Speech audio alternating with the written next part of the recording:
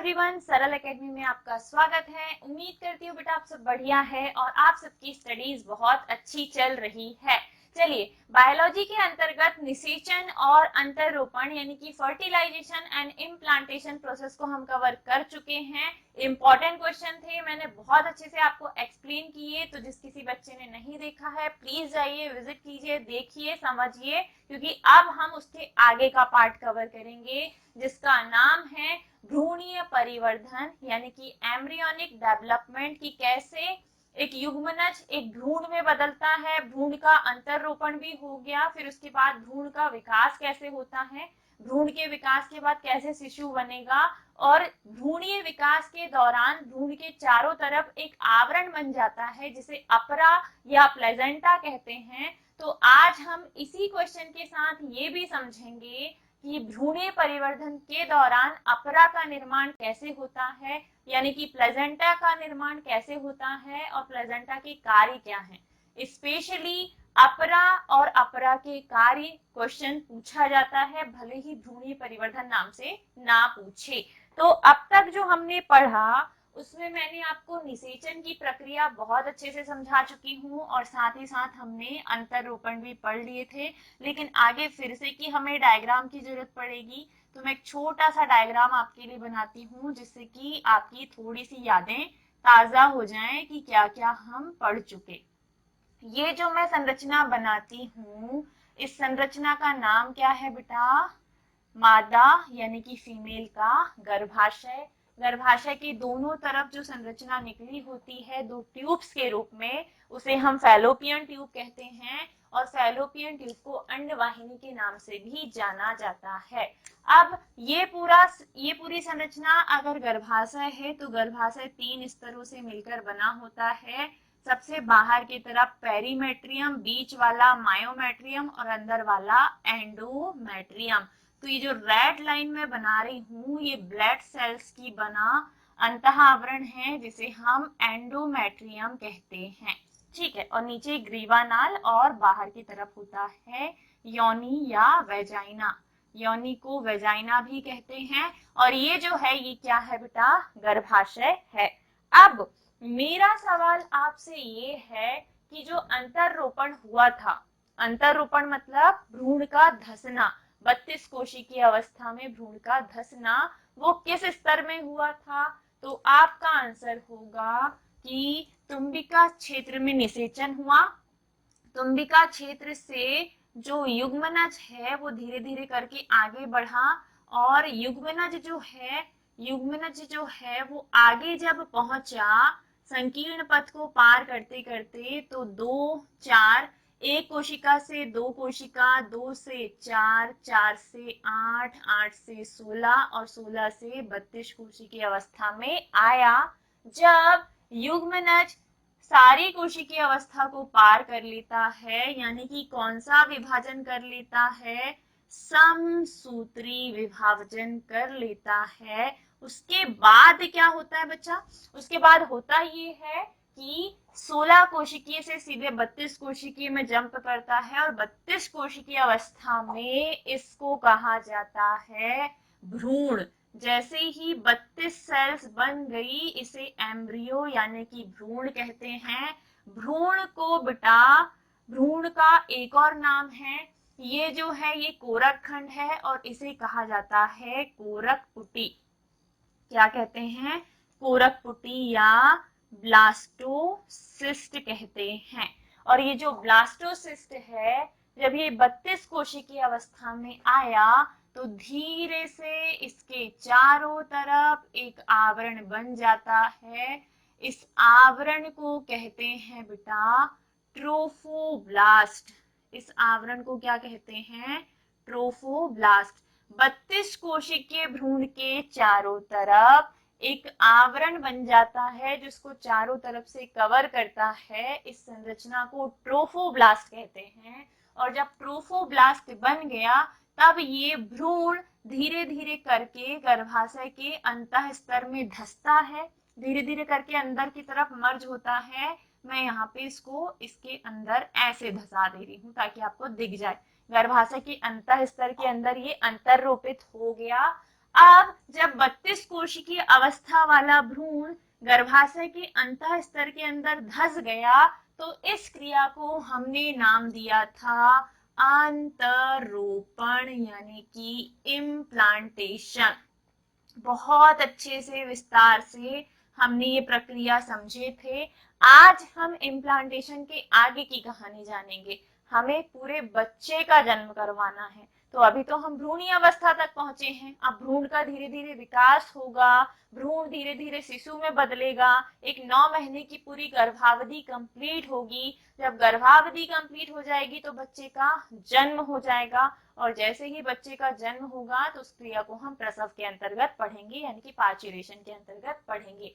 But now अभी हमें क्या समझना है बेटा, एम्ब्रियोनिक डेवलपमेंट यानी कि भ्रूणीय परिवर्धन। आई होप यहाँ तक आपको क्लियर है, सबको समझ में आ रहा है बहुत अच्छे से, कोई दिक्कत परेशानी नहीं। चलिए, अब जब इसका अंतरोपण हो गया तो ये जो चल रहा है इसकी जरूरत हमें नहीं, इन सब की जरूरत अब हमें नहीं है, तो इसको यहाँ से हटा दो। अब क्योंकि हमें भ्रूणीय परिवर्धन समझना है यानी कि एम्ब्रियोनिक डेवलपमेंट समझना है, तो एम्ब्रियोनिक डेवलपमेंट में इन सब की जरूरत हमें नहीं है। अब इसी डायग्राम में हम समझेंगे कि कैसे भ्रूणीय परिवर्धन होता है और भ्रूणीय परिवर्धन के बाद कैसे एक शिशु का विकास होता है। ठीक है, चलिए आगे बढ़ते हैं। हम बढ़िया सा डायग्राम इसके अंतर्गत में बनवाती हूँ। अब जब ट्रोफोब्लास्ट के साथ साथ इस भ्रूण का अंतरोपण हो गया तो धीरे धीरे करके खिसकते खिसकते बढ़ते बढ़ते भ्रूण अब धीरे धीरे विकसित होगा। जैसे जैसे दिन बीतेंगे वैसे वैसे भ्रूण की कोशिकाएं बढ़ेंगी। 32 से 64, 64 से और डबल डबल, ऐसे होते होते कोशिकाओं की संख्या डबल होते जाएगी और कोशिकाओं का समूह ऊतक बनते जाएगा। पढ़ते आए हो आप की कोशिका है, कोशिका के समूह को ऊतक कहते हैं, ऊतक के समूह को अंग, अंग से ही अंग तंत्र बनते हैं और आगे पूरा अंग तंत्र मिलके हमारा शरीर यानी कि ह्यूमन बॉडी बनाता है। लेकिन अभी क्या हो रहा है, देखिए अभी ये जो भ्रूण है ये धीरे धीरे करके खिसकते खिसकते कहाँ आएगा बेटा, बीचों बीच में आएगा। तो इस भ्रूण को यहाँ से हटाओ और खिसका खिसका कर इसे कहाँ ला लो, बीच में। जब ये भ्रूण बीच में पहुंचेगा ना तो थोड़ा सा इसका स्ट्रक्चर चेंज होते होते ऐसा भ्रूणीय स्ट्रक्चर बना लेगा ये। इस भ्रूणीय स्ट्रक्चर के पास अभी सारे अंग नहीं बने हैं लेकिन अंगों का निर्माण चालू हो गया है, छोटा सा भ्रूण बन गया है। और ये जो अंतः स्तर है ना, ये अंतः स्तर इसे चारों तरफ से घेर लेता है। अंतः स्तर इसे चारों तरफ से घेर लेता है। ठीक है, इधर का स्ट्रक्चर इधर ही रहने दो, कुछ भाग अंतः स्तर का इस भ्रूण को चारों तरफ से घेर लेगा। एक सिक्योर थैलीनुमा आवरण के रूप में इसको चारों तरफ से अंतः स्तर के द्वारा घेर लिया जाएगा। ये अंतः स्तर ने इसको चारों तरफ से घेर लिया, लेकिन साथ ही साथ इस गर्भ की जो कोशिकाएं होती हैं वो कोशिकाएं भी क्या करती हैं बेटा, इसको चारों तरफ से घेरने का काम करती हैं। किसे, भ्रूण को। और गर्भाशय की अंतः स्तर, गर्भाशय का अंतः स्तर भ्रूण की जो कोशिकाएं हैं उनके साथ एक अतरंग संबंध बना लेता है। ऐसे ऐसे करके भ्रूणी कोशिकाओं के साथ एक जालनुमा स्ट्रक्चर बन जाता है जो कि भ्रूण को चारों तरफ से घेरने का काम करता है। इस स्ट्रक्चर को जो इसके साथ एक अतरंग संबंध बना रहा है, इस स्ट्रक्चर को कहते हैं बेटा कोरियोनिक विलाई। ये स्ट्रक्चर इसे चारों तरफ से घेर लेगा, पूरी कोशिकाएं जो हैं इसे चारों तरफ से घेर लेंगी और घेर कर इसे सिक्योर कर लेंगी। इस संरचना को हम कहेंगे क्या, कोरियोनिक विलाई। इसमें अंतः स्तर भी सम्मिलित हो जाता है, अंतः स्तर की भी कुछ कोशिकाएं यहाँ इससे ऐसे घिर जाती हैं और दोनों के बीच में अंगुली नुमा, थोड़े से अंगुली नुमा प्रवर्ध बन जाते हैं और इसके अंदर एक लिक्विड भरा होता है। इस लिक्विड को कहते हैं बेटा एमनियोटिक फ्लूइड। ये जो अंदर की तरफ लिक्विड भरा हुआ है इस लिक्विड को क्या कहते हैं, एमनियोटिक फ्लूइड। जैसे जैसे भ्रूण का विकास होता है, भ्रूण की चारों तरफ की कोशिकाएं यानी कि जो यहाँ पे रक्त कोशिकाएं उपस्थित हैं वो, और गर्भाशय का अंतः स्तर, इन दोनों के बीच एक अतरंग संबंध बन जाता है। कुछ यूं ये जो है ना बिल्कुल टाइटली फंसे रहेगा और एक दूसरे को क्या करेगा, पकड़ के रखेगा। कौन कौन बेटा, तो भ्रूण की कुछ कोशिकाएं, मात्र रक्त कोशिकाएं, और साथ ही साथ गर्भाशय का अंतः स्तर भ्रूण को चारों तरफ से घेर कर उसे सिक्योर कर लेता है और बना लेता है क्या, अंगुली नुमा प्रवर्ध। इन अंगुली नुमा प्रवर्ध को बेटा कोरियोनिक विलाई कहते हैं। अंगुली नुमा प्रवर्ध, ये जो अंगुली नुमा बने हुए हैं, इन अंगुली नुमा प्रवर्ध को कोरियोनिक विलाई कहते हैं। और ये जो चारों तरफ से घिर गया आवरण, जिसने शिशु को चारों तरफ से घेर लिया, इस चारों तरफ से घिरे हुए सिक्योर आवरण को अपरा या प्लेजेंटा कहते हैं। अपरा या क्या कहते हैं बेटा, प्लेजेंटा कहते हैं। अब क्या होगा, तो यहीं से ऊपर की तरफ से ट्यूब नुमा आवरण अपरा के मार्ग से ही आके शिशु की नाभि से जुड़ेगा, और इस नाभि से जुड़ी हुई संरचना को हम कहते हैं बेटा नाभि रज्जु, यानी कि इस एमनिकल कॉर्ड। नाभि रज्जु या क्या कहते हैं, एमनिकल कॉर्ड कहते हैं। और एमनिकल कॉर्ड के द्वारा ही कुछ क्या बोलते से जो उपयोगी पदार्थ है, पोषक पदार्थ हैं, वो शिशु तक पहुंचते हैं, और शिशु जो अशुद्धियां छोड़ता है, जो उत्सर्जी पदार्थ छोड़ता है, वो उसके शरीर से बाहर की तरफ आ जाते हैं। तो हुआ क्या, भ्रूणीय परिवर्धन के अंतर्गत धीरे धीरे करके जो भ्रूणीय शिशु है वो अंदर की तरफ खिसकते हुए गर्भाशय के बीचों बीच में ऊपर की तरफ आ गया।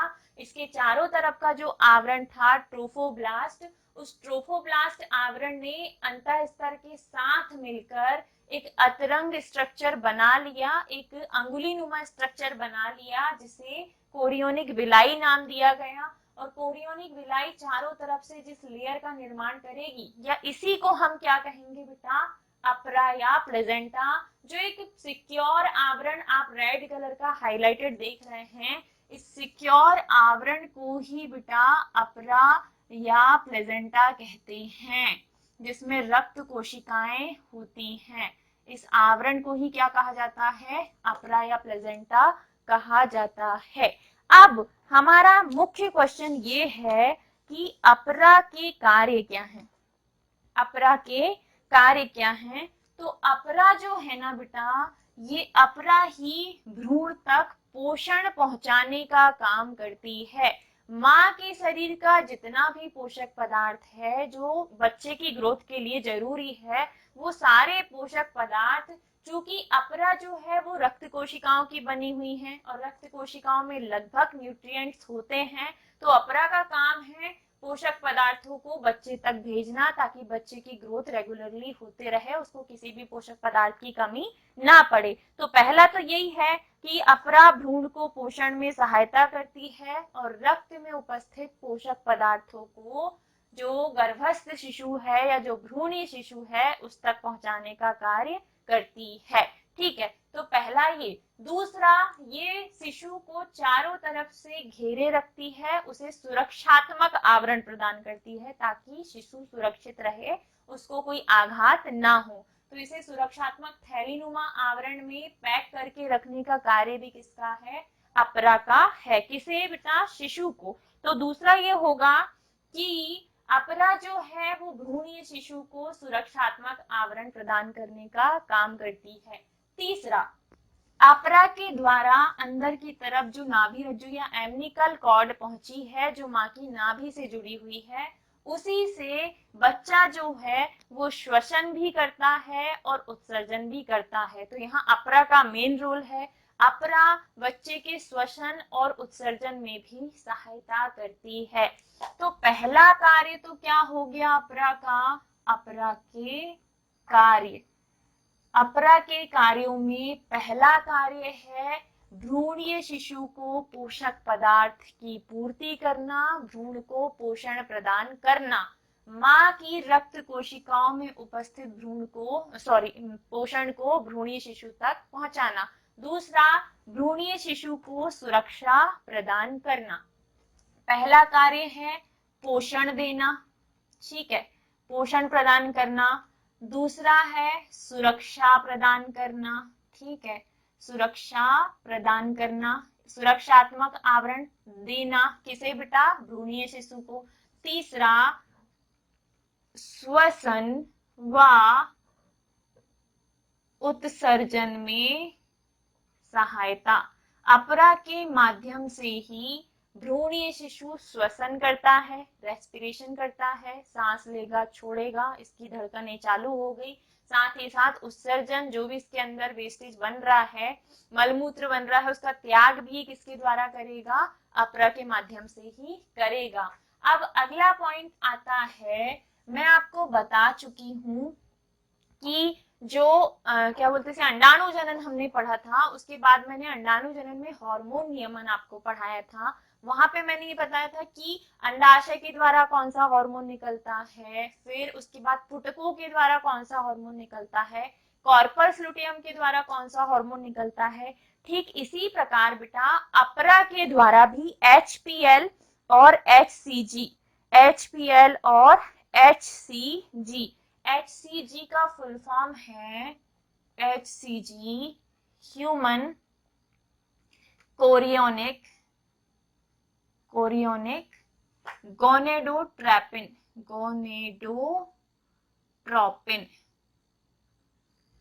और HPL ह्यूमन प्रोलैक्टन लैक्टोजन। और अगर कम पढ़ रहे हैं फीमेल को, मतलब और ज्यादा जरूरत है प्रोजेस्टेरॉन एस्ट्रोजन की भ्रूणीय शिशु को कैरी करने में, तो प्रोजेस्टेरॉन और एस्ट्रोजन ये गर्भावधि के दौरान HPL, HCG, human chorionic gonadotropin hormone, human prolactin lactogen, जिसका काम है जो स्तन ग्रंथियां हैं उनको एक्टिवेट करना, ताकि जैसे ही प्रसव क्रिया हो उसके तुरंत बाद ही स्तन ग्रंथियां दुग्ध फॉर्मेशन चालू कर देती हैं पहले से ही। तो जैसे ही बच्चे का जन्म होगा थोड़े समय के बाद उसको दुग्धपान करवाया जा सकता है, फीडिंग करवाई जा सकती है।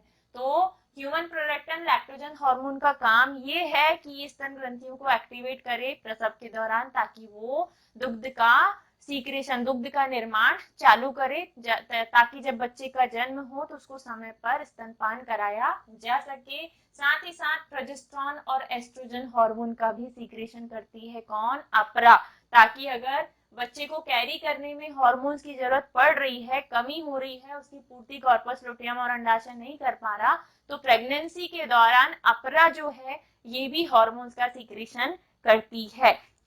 साथ ही साथ बेटा अपरा जो है, साथ ही साथ अपरा माँ के शरीर से एंटीबॉडीज को बच्चे तक पहुंचाने का कार्य भी करती है। अब इनका काम क्या है, तो गर्भस्थ शिशु जब गर्भ में होता है तब उसको बहुत सारी बीमारियां होने के चांसेस होते हैं। अब उन बीमारियों से, जैसे कि टीबी है, खसरा है, निमोनिया है, ऐसी बीमारियों से, या पीलिया है, जॉइंटिस है, इन सारी बीमारियों से बच्चे को बचाए रखने के लिए, ताकि उसे ये बीमारियां संक्रमित ना करे, तो अपरा के माध्यम से ही एंटीबॉडीज जो हैं, बच्चे को थोड़ा सा एंटीबॉडीज एक्टिव बनाना है, ताकि अगर ये बैक्टीरिया वायरस उसके शरीर में पहुंचे तो उससे प्रभावित ना करें या उसे संक्रमण ना हो। इसलिए इसके शरीर में एंटीबॉडीज पहुंचाने का काम कौन करती है, अपरा।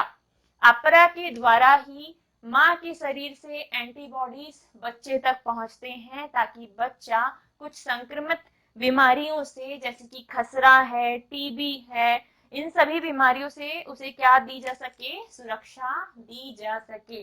तो बहुत इंपॉर्टेंट रोल है अपरा का प्रेगनेंसी के दौरान, एक बच्चे को कैरी करने से लेके, उसको पोषण देने से लेके, उसके श्वसन, उत्सर्जन, उसकी सुरक्षा, साथ ही साथ उसके शरीर में हार्मोन्स को अगर हार्मोन्स की अगर माँ को जरूरत पड़ रही है तो हार्मोन्स का सीक्रेशन करवाना, बच्चे को बहुत सारी बीमारियों से बचाना, बच्चे तक माँ के शरीर से एंटीबॉडीज पहुंचाना, पोषक पदार्थों की पूर्ति करना, ये सारे काम करने का काम कौन करती है बेटा?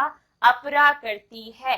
साथ ही साथ जब 9 माह की प्रेगनेंसी पूरी हो जाएगी, जब गर्भावधि कंप्लीट हो जाएगी और बच्चे का जन्म होगा, जन्म यानी कि प्रसव की क्रिया, तो प्रसव में मैं आपको ये भी बताऊंगी कि जब बच्चे का जन्म हो गया, जन्म के बाद बच्चा बाहर आ गया, तो ये जो अपरा है ये भी बच्चे के जन्म के बाद आफ्टर बर्थ के रूप में बाहर आ जाती है।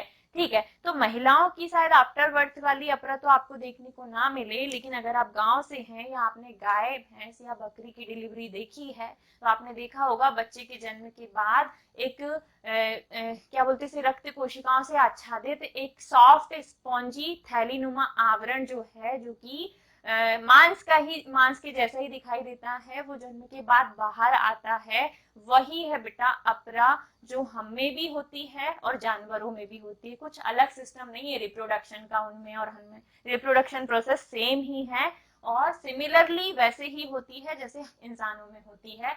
तो वहां पे हम बोलते हैं, गांव से अगर आप हैं, विलेजेस से हैं, तो जड़ डाल दी बोलते, जड़ डालना बोलते हैं। तो ये जो है वो क्या है बेटा? अपरा ही है, जो आफ्टर बर्थ के रूप में प्रसव के बाद बाहर आएगी। तो आज हमने समझा अपरा या प्लेजेंटा, जो कि आता है किसके अंतर्गत? भ्रूणीय परिवर्धन यानी कि एम्ब्रियोनिक डेवलपमेंट के अंतर्गत। जब भ्रूण का धीरे धीरे विकास होगा तो उसके चारों तरफ की चीजें भी विकसित होंगी।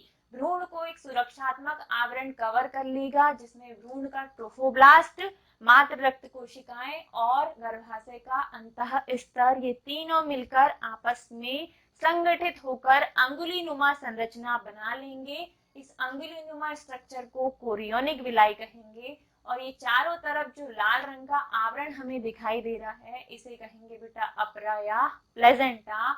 अपरा या प्लेजेंटा बहुत ही ज्यादा सिक्योर, सुरक्षात्मक आवरण है एक बच्चे के लिए, जो उसको अपने अंदर कैरी करके रखता है। अपरा के माध्यम से ही पोषक पदार्थ, माँ के शरीर के पोषक पदार्थ, विटामिन, प्रोटीन, जो भी बच्चे को चाहिए वो बच्चे तक पहुंचते हैं।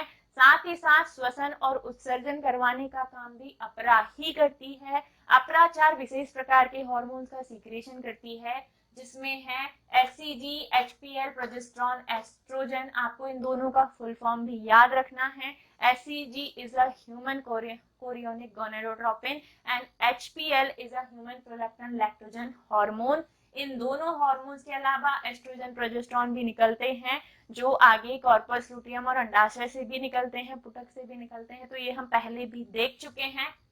आगे आखिरी में फिर मैंने आपको ये बताया कि माँ के शरीर की जो एंटीबॉडीज है, ताकि बच्चा रोगों से लड़ सके, उन एंटीबॉडीज को बच्चे तक पहुंचाने का काम भी अपरा का ही है, ताकि बच्चा विभिन्न संक्रामक बीमारियों से पहले ही गर्भावस्था में ही, गर्भस्थ शिशु वाली अवस्था में ही क्या कर सके? लड़ सके और उसे ये बीमारियां प्रभावित ना करे। अगर माँ अच्छी एक्टिव है, उनके शरीर की एंटीबॉडीज पर्याप्त है रोगों से लड़ने के लिए, तो बच्चा सुरक्षित होगा, उसको कोई बीमारी नहीं होगी। लेकिन माँ ही अगर वीक है, उनको ही बार बार बीमारी होते रहती है, तो आई डोंट नो बच्चे को कितनी सुरक्षा दे पा रहे हैं अपरा के थ्रू। तो आज का हमारा जो टॉपिक था वो था बेटा भ्रूणीय परिवर्धन, एम्ब्रियोनिक डेवलपमेंट, अपरा या प्लेजेंटा और इसके कार्य, जिसे मैंने बहुत अच्छे से डिटेल में आपको एक्सप्लेन किया है। फिर भी इफ कोई डाउट रह जाता है तो कमेंट बॉक्स खाली है, कमेंट कीजिए, अपने डाउट्स पूछिए, कुछ को हम रिप्लाई करके सॉल्व करेंगे और कुछ के लिए वन शॉट लेके आएंगे आगे। आपको इन लेक्चर्स के वन शॉट वीडियोस भी देखने को मिलेंगे, साथ ही हम ऑब्जेक्टिव टाइप प्रैक्टिस भी करेंगे। आपको करना सिर्फ इतना है कि वीडियो को ज्यादा से ज्यादा शेयर करो अपने दोस्तों को, ताकि हमारा भी मनोबल थोड़ा सा स्ट्रांग हो, हम भी रेगुलर रहें। साथ ही if you are financially capable तो आप हमें सपोर्ट कर सकते हैं, वो भी एक तरीके का सपोर्ट होगा हमारे लिए, ताकि हम रेगुलर रहें बेटा। धीरे धीरे करके हमारा भी मनोबल गिरता है और उससे फिर हमको भी लगता है कि क्या करें कि ना करें, करें कि ना करें, तो वैसी सिचुएशन ना आए, इसलिए सपोर्ट बनाए रखिए ताकि हम अगर गिरने को भी देखें तो वापस से उठ खड़े हों, आपके लिए आपका बोर्ड एग्जाम बहुत अच्छा जाए और अच्छे से हम तीनों सब्जेक्ट की बेहतरीन तैयारी आपको करवाएं। मिलेंगे जल्दी ही नए टॉपिक के साथ जिसमें हम पढ़ेंगे प्रसव यानी कि पाचुरेशन। ख्याल रखिए अपना, स्वस्थ रहिए, मुस्कुराते रहिए। Bye bye, take care, Radhe Radhe.